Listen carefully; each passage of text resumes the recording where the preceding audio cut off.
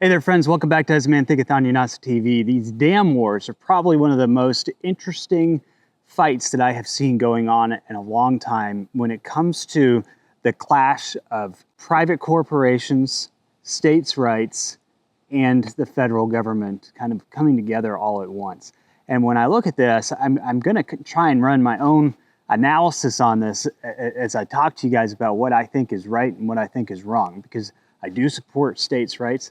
I do definitely support private corporation rights, but I also think that when it comes to protecting citizens, it is up to the federal government to make sure that people are protected. And what we're talking about here is the Potter Valley project. This project is a PG&E dam, several dams, owned by PG&E. PG&E set fire to a bunch of people's properties a long time ago and went bankrupt. And as they recovered from bankruptcy, they determined that these dams were not economically viable for them to continue operating for power generation because they had a lot of other expenses paying for their destruction. So PG&E has decided to decommission the dams and take them down. And so they've filed with FERC, which is a federal agency, but it's an independent federal agency, to remove these dams. And the California state agency, which oversees PG&E, has obviously pushed for this as well. And I say obviously because the state of California, Governor Newsom has been pushing very hard to remove dams along their waterways to protect salmon. He's very proud of this. And if there's one thing we know about Governor Newsom, he would go as far as burning an entire city to get what he wants. He doesn't care about the 600,000 people that are going to be left without water if they destroy this project. And there are some alternatives, and I'll explain to you what's wrong with those alternatives and why they're not going to meet the needs of the residents in that area. Ancient eras and natural selection have refined and tailored pristine fibers with the resilience for today's days. Evolving beyond the last ice age, bison wool is nature's most dependable activewear. Buffalo Wool Company, 100% proven by nature, 100% American-made. Check out the Buffalo Wool Company collection at yanasatradingco.com.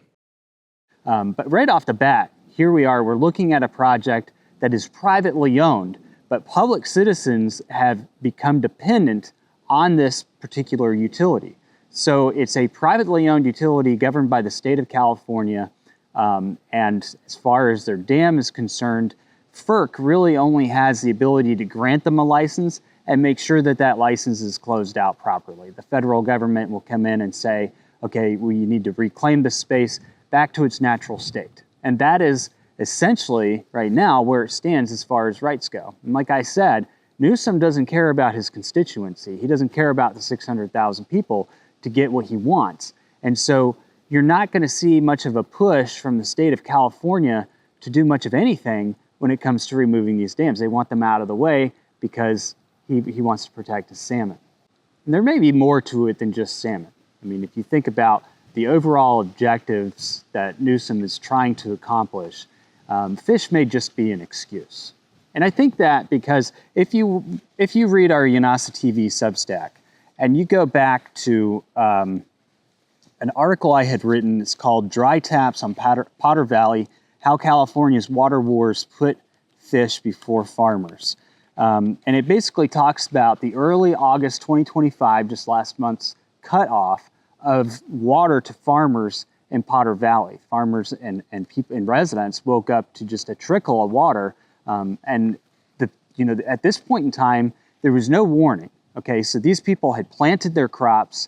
They had put the investment in. You saw this in Idaho just a year ago, where Idaho had come in. They shut off the water on farmers after they had invested in the crops that were in the ground. That is a disaster because it's going to create an economic situation that puts people under, bankrupts them, sends them, to just simply puts them out of business. You can't recover from the inputs if you get shut off from water.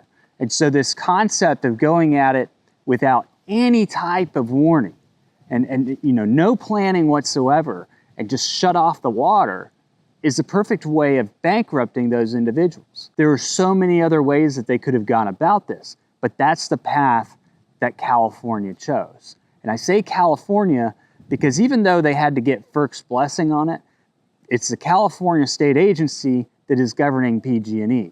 And if you look at the overall objectives, what are the objectives of the state of California? What are the rewilding objectives? How much land has the state of California purchased or traded hands with other people with over the last couple of years? These are all questions that I have. And I'm not saying that there's some big conspiracy here, but what I am saying is that it seems to keep happening. And you don't shut off water on farmers after their inputs are in the ground unless you are intentionally trying to bankrupt them. There's just no other reason for it. And I can tell you there's no other reason for it because in that article that I wrote, I actually did an analysis of the inflows and outflows of those reservoirs. Okay, so first of all, let's just go over what the Potter Valley project is. It's a century-old hydroelectric power dam, pretty much. It's a system of dams. You have the Scott Dam, the Cape Horn Dam, and a tunnel and a powerhouse that drop water into the East Branch Russian River. Potter Valley farmers get all of their irrigation water from that powerhouse and tunnel. But overall, this entire project impacts about 600,000 people in California. I realize I've already said that. So basically, for over 100 years, this system has taken water from the Eel River and supplied it to farmers and cities far from the Eel River because of this diversion project. This has been happening for over 100 years. So there are a lot of people that live in this area that had no idea that someday they would lose access to their water until the day that they just decided to shut it off. Like an emergency switch. There had to be an emergency. That's what you're thinking, right? There had to be an emergency and a reason for them to have to shut that water off. Every day, more and more Americans are waking up to the fact that our society is simply unhealthy. We've been being fed poisons and being told to put poisons on our body by corporate America for years. A lot of the things that we've been told were bad for us, like animal fats, are actually good for our bodies. Your skin is the largest organ of your body, which is why on Yanasa Trading Co., we're pleased to offer you guys Bison tallow lotions and creams. These Bison tallow lotions and creams are amazing. They're not made by a big corporation. They're made by a homesteader, just like you guys, our friends out of Canada, Dr. Nathaniel and Susan Ostashowski. We've visited numerous bison ranches and farms and parks across the entire continent of North America. And these are some really great people who have come up with some really great products. And you can buy them on Yanasa Trading Co. and support this program and support your health all at the same time. Back in February 2025, PG&E actually filed with FERC to reduce water flows. They wanted to reduce the minimum water flow that went in through this tunnel system that supplied agricultural production. And they wanted to do this to preserve the cold water pool that is in the lake that they need to make sure that the fish stay alive. The fish need cold water. If the water levels get too low, that cold water pool disappears, the fish suffer. So it was all to preserve this cold water pool. The viability of that cold water pool is going to depend on the overall levels of the lake. And so for them to put this out there in February, one would have to assume, okay, they're expecting water levels to get to the point where it would make the fish suffer. It would get rid of the cold water pool. But that's not what happened. It wasn't until August 4th that FERC actually approved anything. And as soon as they did, they didn't warn anybody, they just shut it down. They shut it down to 5 cubic feet per second. According to FERC, their reasoning behind this was because of the Endangered Species Act. It doesn't allow them to choose endangered species over farming and agriculture. But if that was their reasoning, FERC should listen to this video because a little scientific experiment could tell them whether or not they would have actually put this endangered species of fish at risk. When the water was cut, farmers at the first intake, Potter Valley, were immediately cut off, no warning.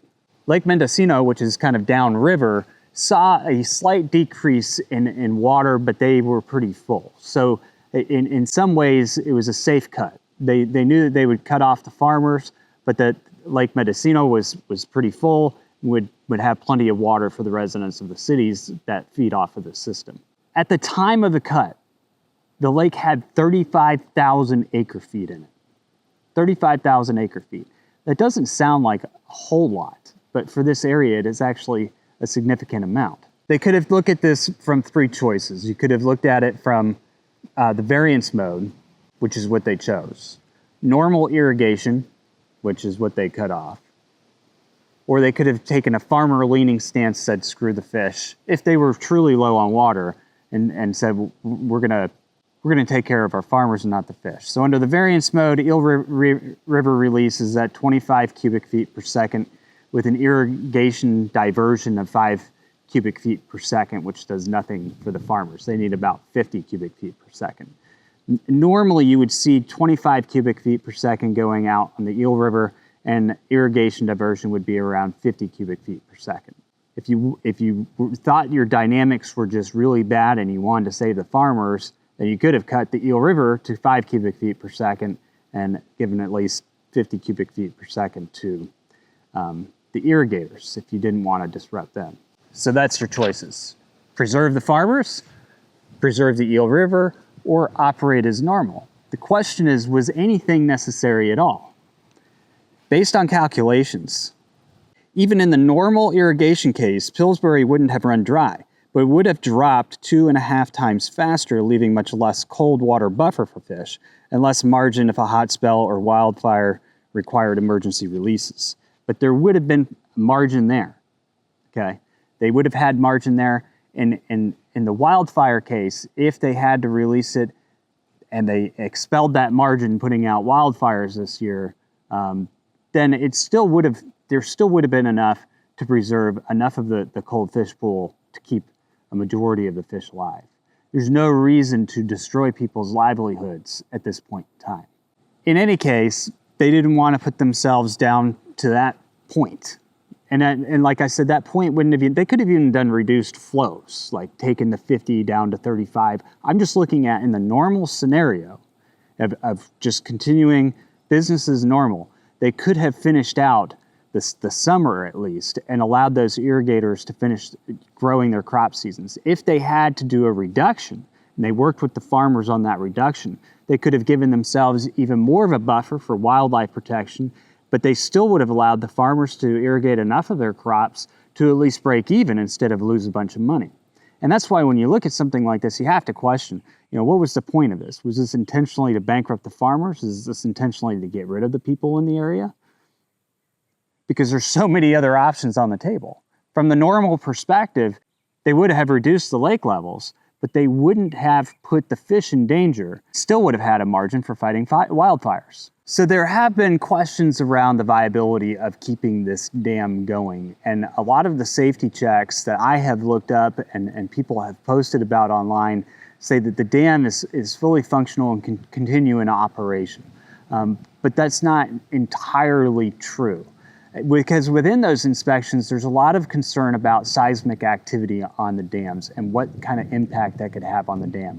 And so part of the reason why the water was lower in Pillsbury Lake in the first place was because Scott's Dam's spillway doors have been permanently opened to allow water to run through in order to protect the dam from seismic activity. Now this has still left plenty of water, and like I said, under normal operating conditions, they could have still made it through the season with a margin for fighting wildfires. In any case, so about a couple weeks ago, Secretary Rollins said, "This is insane, I'm on it." She said PG&E is cutting water flows and pushing to tear down the Scott and Cape Horn dams, which have been lifelines for farmers and over 600,000 residents for more than a century. California is putting fish over people, destroying century-old farms and leaving families vulnerable to more drought and wildfire. So there are a number of things that Secretary Rollins can do and can't do because this is a privately owned entity. One of the things that they can do is they can go in and offer disaster funding relief to the farmers that have been impacted or will be impacted by the shutdown of the dam. Through the NRCS, they can go onto farms and try and find other resources for water, hardening those farms against drought conditions. They can use ECWAG grants to come up with new watering systems for the entire community, rural development grants. They could also try and force FERC to come up with ramp down scenarios that would allow at least people to plan on things happening instead of them waking up one early August morning in the heat of summer and realizing that they have no water to water their crops and they're going bankrupt because of all their inputs and the fact that they've spent half the season caring for the crops already. The Department of Interior can actually kind of help shape what FERC does as they go into shutting down these dams. It can make it very expensive for PG&E unless they do certain things a certain way. So I think the Department of Interior does have a little bit of power here and how they can influence what happens with these dam closures. They could put up funds and cost share grants to help with a new diversion system, although, so they've actually come up with some other diversion systems, but the problem with them are they're fish-friendly diversion systems, and they would have multiple pools of water to take from. But the problem with these diversion systems is that they would significantly reduce the amount of historic water flow through to the irrigators, the farmers, and the cities. So all the other options that they've come up with in replacing this dam for other diversion systems or fish-friendly diversion systems, other than restructuring the dam and firming it up, basically anything that they've come up with, and they have committees and people working on this, because at the end of the day, they want to get rid of the farmers, but they want to keep their cities out there, their tax base. So they've been working on solutions, but they will dramatically reduce the water flow that's historically been available to farmers. So it's not going to actually work. None of these systems are going to work. People are going to be displaced. That's just the reality of the situation that they're dealing with out there. So Secretary Rollins could come in there with funding, with grants, with rural development money to try and create other ways for these ranchers and farmers to get water and serve their communities. The Department of Interior can mitigate the process of taking the dams down, make things a little pricier, try and put structures back in place. They can come in with 50-50 grants on a new diversion system and really kind of help speed that process along so that there's less time when the water's out. The final thing that they could actually do is they could actually buy the dam project from PG&E. They would have to buy it from PG&E because it's a PG&E asset. But they could buy that dam, and I would say if you were going to buy it, you'd have to consider the mitigation costs of taking that down, which the Department of Interior is going to help determine for FERC what has to be done and what has to be cleaned up and what has to be restored. So all of that could have an impact on PG&E's pocketbook, which I would definitely consider when it comes to selling the dam to the federal government. So I think that there is a good chance the federal government can strike a good deal when they're the only negotiator at the table, right?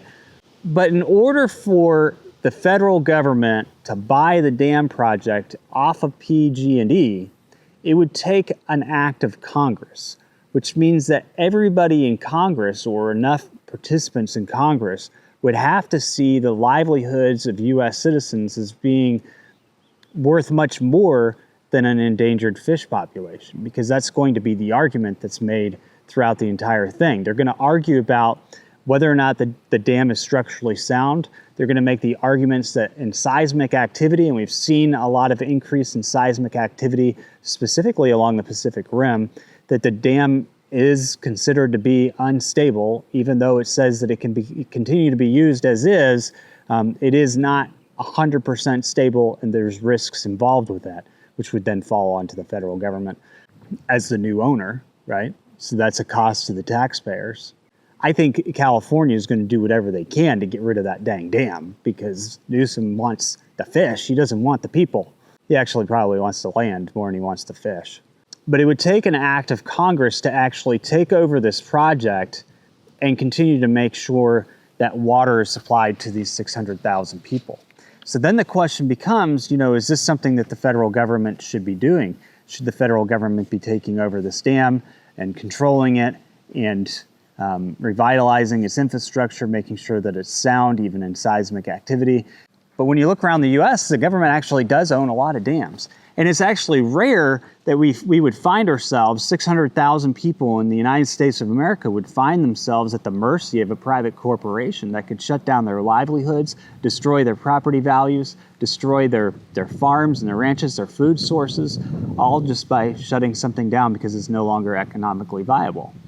If the government is there to serve a purpose to protect the people, this seems like it could be a viable project for that. Many of you have noticed that we keep wearing these leather patch hats that say defend the right to farm on them. These leather patch hats support our nonprofit, Meet My Neighbor Productions. You can get your hat at Yanasa Trading Co. and help us defend the right to farm through education, outreach, and, as we've been doing over the last couple of years, farm relief efforts. So get your leather patch hat and let others know that you defend the right to farm. Anyway, this is going to be a showdown that I'm going to be watching with fascination, because we know what's going on with the Klamath River Basin and all of its estuaries, and this attempt to not only open it back up to salmon and endangered fish species, but I think the larger attempt is a rewilding attempt between that area and Washington. And you know, when you read about the future of mega regions, where they want people to live, where they don't want people to live, this all fits perfectly within that larger scope. And Newsom is pretty aggressive about getting what he wants. If there's one thing that we've seen about Newsom, that is it. If you look at LA, for example, look at the massive land sales to foreign investors that are happening in LA right now. It is insane.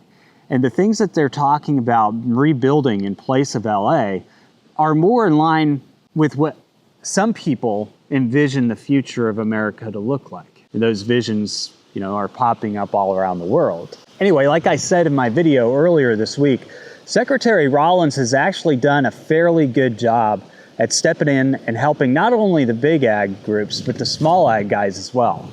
And I don't know if all of her tactics are going to work here. In many ways, it seems like her ability to put pressure on this particular project is going to have to come from outside the USDA. It's going to have to come from the Department of Interior, and it may have to take a collective of Congress in order to make something happen that's viable for the ranchers and farmers there into the future. It could take an act of Congress, and they'd have to work faster than the state of California is working to get rid of that damn dam. I am all for protecting our environment, taking care of our fish, and doing what's right. But I also, it seems unfathomable to me that you would just go in and destroy the livelihoods of so many people and ranchers and farmers for what isn't even necessary. Like, they could have just done a reduction from 50 cubic feet per second down to even 25, cut it in half. They cut it down to 5 cubic feet per second. That was completely unreasonable, uncalled for. And like I said, even if they continued business as usual, there still would have been an excess amount of water at the end of the season in that basin.